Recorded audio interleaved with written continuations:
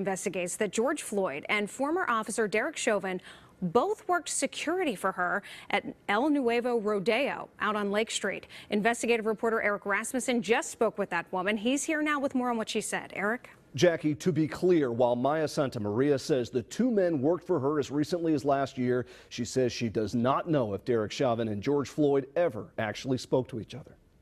The first time she saw this video, Maya Santamaria says it took her a moment to make the connection. My friend sent and said, "This is your guy, the guy who used to work for you," and I kept saying, "It's not him," and then they did the close-up.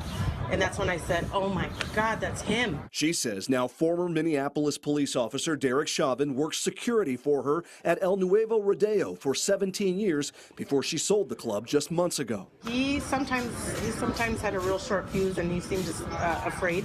When there was an altercation, he always resorted to pulling out his mace and pepper spraying everybody right away, even when I felt it was unwarranted. Even more surreal, Santamaria says, is that George Floyd, the man pinned under Chauvin's knee on Monday night, worked for her too. I didn't recognize George as one of our security guards because he looked really different lying there like that. And it wasn't until I saw the pictures of him come up, then it snapped, and one of my employees said, "Look, Maya, he worked for us." Both men who worked security for the same club before their final encounter that left one dead and the other at the center of national outrage. But Santamaria says she does not know if they ever really knew each other. They were working together at the same time. It's just that Chauvin worked outside and the security guards were inside. I thought to myself, what if he could have just said, "Hey man, you and I worked together at Maya's place, man. Like, remember me?"